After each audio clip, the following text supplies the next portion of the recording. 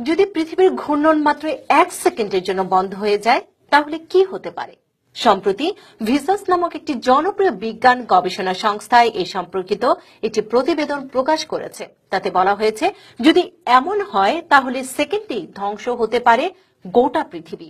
বিস্তারিত জানাচ্ছেন শামীম এহসান।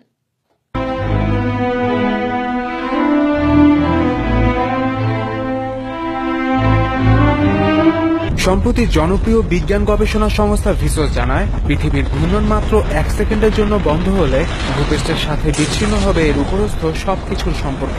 গতি জড়তার ফলে ছিটকে পড়বে সব মানুষ, জীবজন্তু থেকে শুরু করে ভূপৃষ্ঠের উপর বিদ্যমান সব বস্তু। The spin of our planet is important and literally পৃথিবী ঘূর্ণনের কারণে আমরা আমাদের স্বাভাবিকের চেয়ে কম ওজন অনুভব করি। এর ঘূর্ণনের ফলে ভূপৃষ্ঠের উপরস্থ সবকিছু সেকেন্ডে 465 মিটার গতি অর্জন করে। ফলে মাত্র 1 সেকেন্ডের বিরতিতে এর উপরস্থ সবকিছু ঘন্টায় 1040 মাইল বেগে ছিটকে পড়বে। চলমান গতি হারালে ভূগর্ভস্থ অনেক আগ্নেয়গিরির বিস্ফোরণ ঘটবে।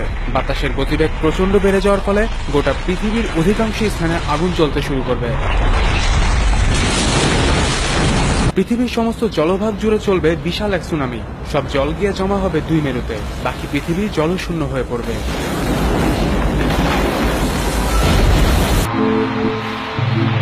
এসব ছাড়াও ঘটবে এক অদ্ভুত ঘটনা। পৃথিবী থেমে যাওয়ার ফলে যেদিকে সূর্য নিকটবর্তী হবে সেদিকে জ্বলে পুড়ে যাবে সব, কিন্তু অপর পিঠে সূর্য না থাকায় শুরু হবে আইস এজ। কিন্তু মাত্র 1 সেকেন্ডের জন্য পৃথিবী থেমে আবার আগের মতো ঘুরতে শুরু করলেও পৃথিবীতে কিছুই আর আগের মতো থাকবে না। বিজ্ঞানীদের ধারণা, এরপর হয়তো আর কখনোই পৃথিবীতে প্রাণের সঞ্চার হবে না।